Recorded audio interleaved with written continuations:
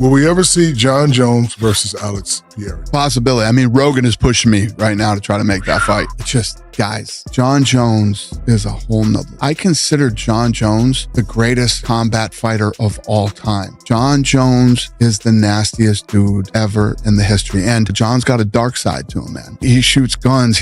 Jon Jones is a killer. Essa é a melhor aposta? Não, queria super luta. No, I want a super fight. Oh, super fight at heavyweight. I can think of one. Wow, name. Derek I would, Lewis. It's Aspinall, man. Bom, não sei se, pô, Casa Branca, Jon Jones.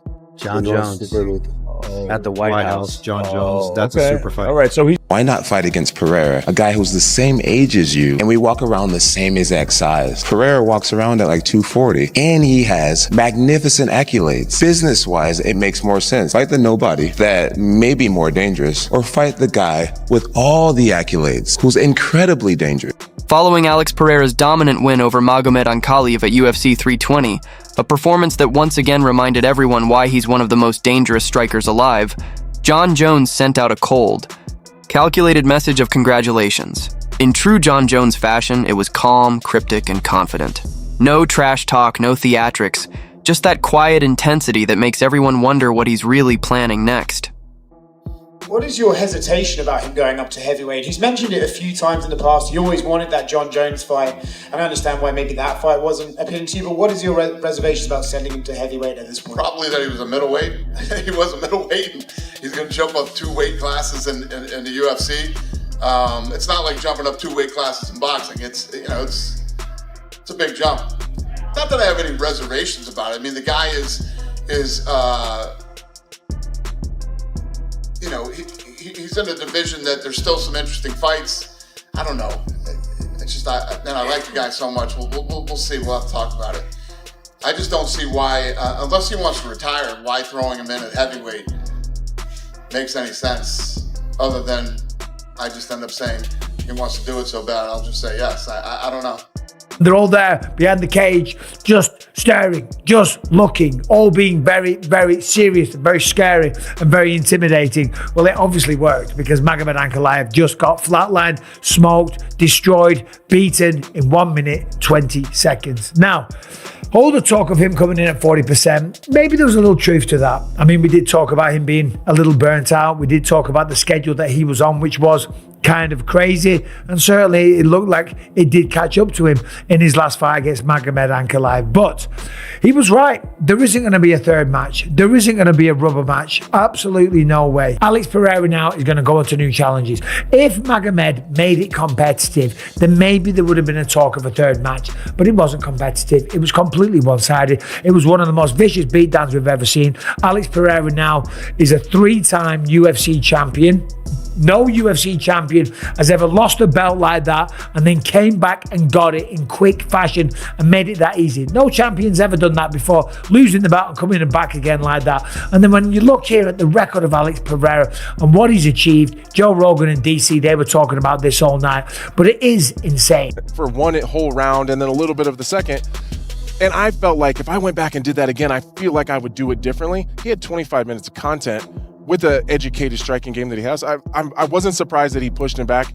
I was surprised that he ran into the fire like that because he usually kind of starts slow. They're now 1-1. If we were to accept what happened in the previous fight, we would be discussing a trilogy. We're not. We're even looking at Prohaska, who's 0-2, who got beat up for 2 rounds tonight. We're discussing that he goes in. The reason I share that, while we did not ask for this fight, Dana White said, I want the 2 right guys to fight. These are the 2 right guys. Dana himself saw something that he thought perhaps wasn't right. And we get this rematch, and all of a sudden, Pierre goes out and delivers what he says. As the older fighter, I can't tell you a time off the top of my head where an older fighter came back and beat a younger fighter.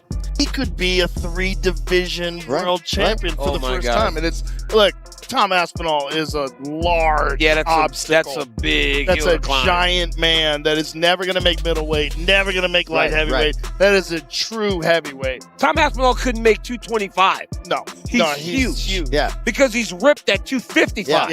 Yeah, so that's a real heavyweight. I'd like to see him fight again at 205. I got to be honest, man. I kind of like the guy that dominates a little bit, especially when it looks like that. When it looks like that, I mean, that was revenge. Well, Yuri Prochazka has fought Alex Pereira twice. So in our fighter meeting, when we talk about Ankalaev, that would have been a fresh matchup, whereas Carlos Ulberg has not fought him, so maybe he has the inside lane. Well, Ulberg versus Yuri for an eliminator, or for a vacant belt if Poaton's doing his thing. If Poaton right? decides to go up, look, he's 38 years old too. At a certain point in time, he's going to be done with this, and it's not. We got to appreciate him now, because he doesn't have 10 years left. I mean, it's just. Heavyweights can fight a little longer, but 41, 42. Hey man, let me tell you something. Fighting in there at 41, it ain't fun. It ain't fun at 41. I'm telling you, I don't care how good you are. But we said a year ago when we talked about Pereira, he's only been in the UFC 3 years, and now we sit here. He still has less than 4 years on the roster. It's nuts. Why? Because Alex Pereira represents legacy, a clash that could unite two eras of greatness. One defined by Jon Jones, the other by Poaton. And Pereira isn't just asking for another fight. He's aiming for something historic. He's calling for it to happen on the biggest stage imaginable, a UFC event at the White House. Seems like he could really be the face of this organization at this point. Yeah, people love him. People love the way he fights, and can't be bummed out with the way he performed this evening. So He seemed to tease that maybe he was going to call for a Jon Jones fight, but then kind of pulled it back after, learning about Arthur. Is him going to heavyweight something you would entertain at this point? So today I was at work and had a bunch of meetings over there this afternoon, and I went over to the PI, and he was over in the PI. And I'm like, well, you're the last guy I expected to see here today. What are you doing here? And they're telling me, we want to fight at heavyweight. I said, how about we win tonight and focus on tonight, and then we could talk about heavyweight. And I don't know. There's still fights here in this division, but we'll see. I mean, this guy has been an absolute stud for us. He's on vacation in Australia, flies over and fights because somebody fell out. He fights when he's hurt. He doesn't care. He wants to fight everybody. He wants to move up to heavyweight. Ooh! Oh! Take your time. Yep. Find your shots. Find your shots. Damn!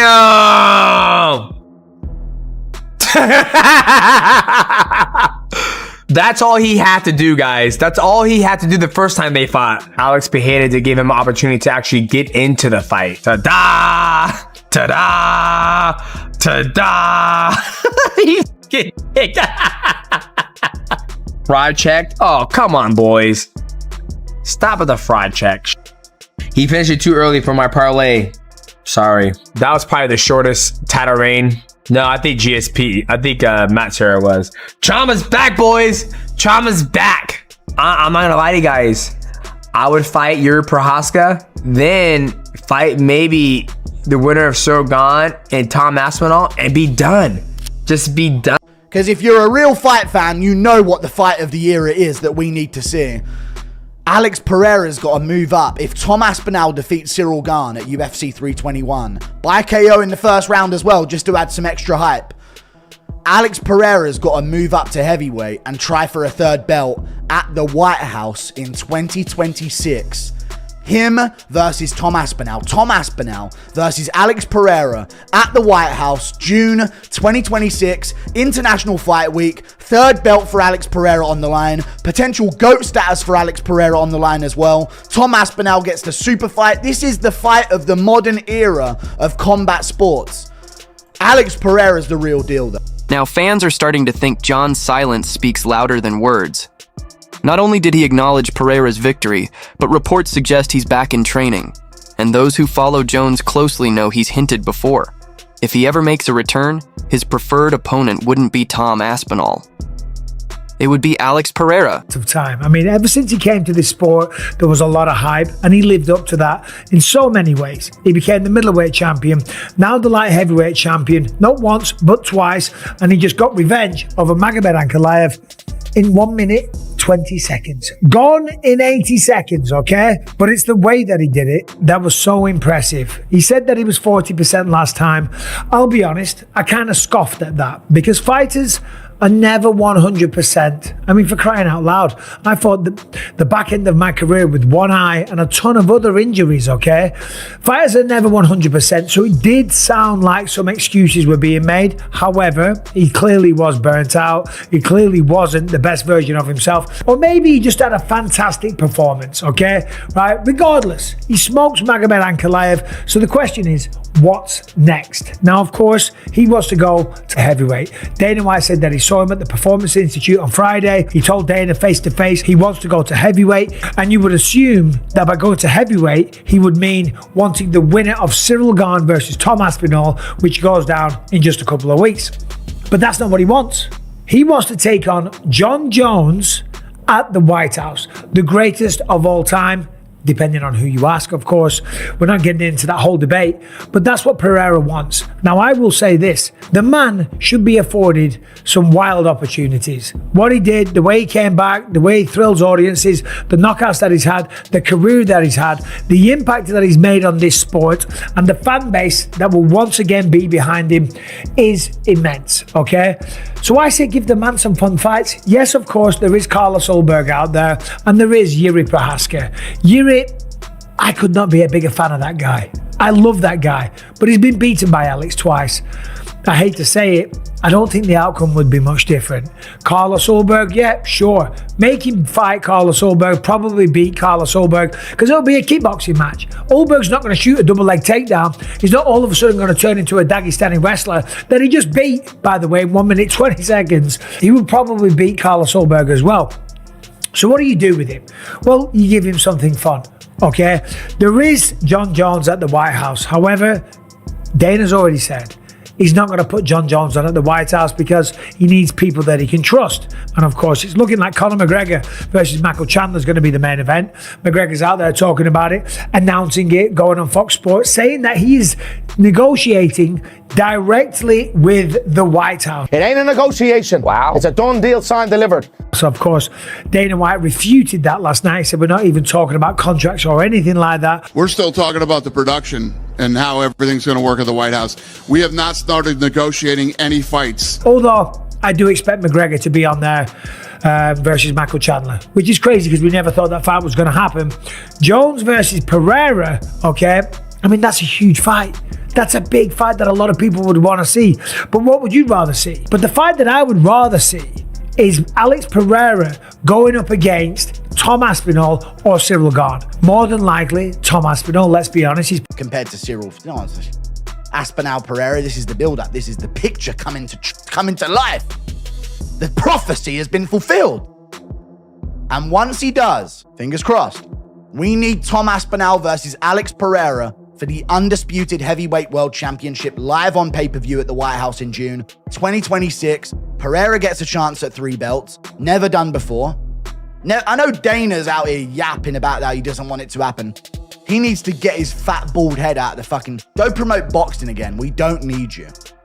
UFC fan page edits getting me more hyped than anything the UFC puts out there in terms of promotion. We don't need you, you bald fuck. Get lost about he doesn't want to see Alex at heavyweight. Shut up. This is the biggest fight of the era. You need a White House main event, and this is it. Be there for the fight of the era. If Aspinall gets past Gane, especially, Alex Pereira versus Tom Aspinall is the matchup to make. And then we're talking. And now we're talking. That is the fight of the era. And I really badly want to see it. And I'm looking forward to it if it does happen. Tom, no pressure, buddy. It's all on you again. But you know what? We know Tom thrives under pressure, so I like it. I like that it's all on the line. I like that there's some super fight on the line that he didn't get with Jon Jones running away. And you know what I'm going to say as well? Untimely, because of what's just happened to him, Alex Pereira calls for a minute of silence for Arthur Jones, rest in peace, but this is about Jon Jones. Alex Pereira is the light heavyweight GOAT of the UFC.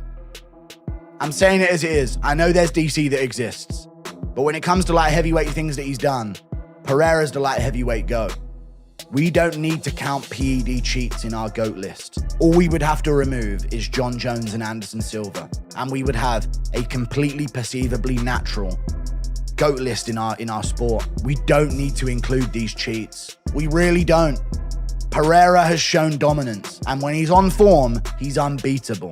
One loss to Ankalaev at light heavyweight, but he's put in work. How good is Jan Blachowicz in hindsight? Jan Blachowicz, you know, Jiri Prochazka twice, Jamal Hill, not the greatest to win, but the way he does it, easy, dispatch of him.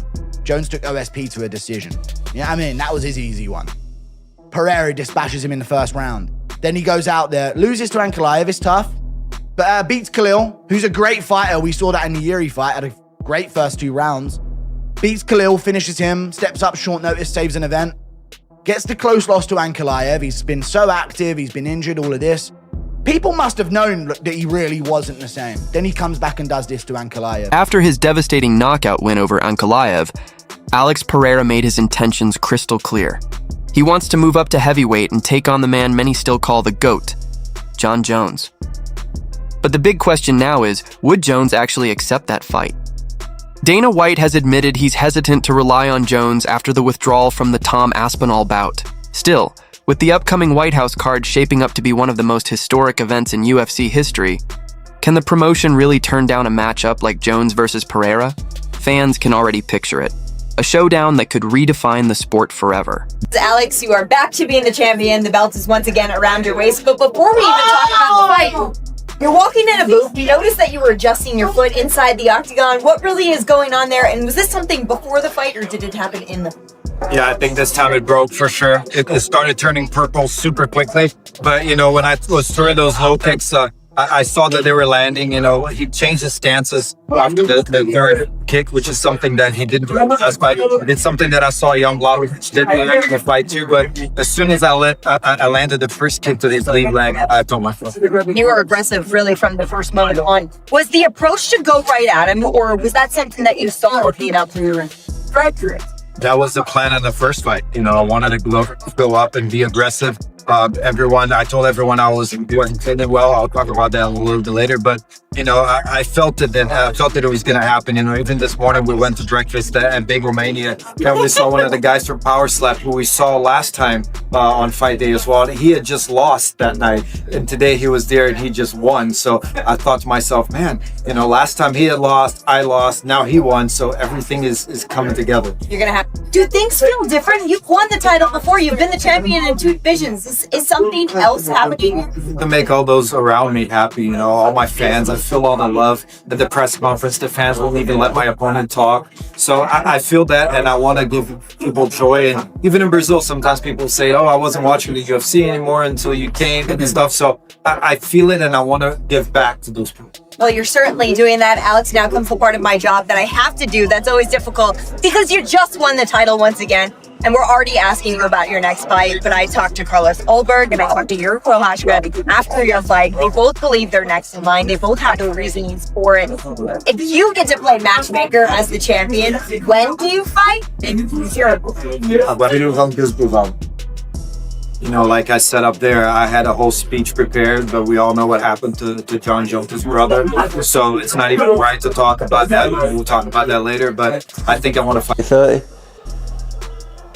Pereira just absolutely ran through it. And look, I was wrong.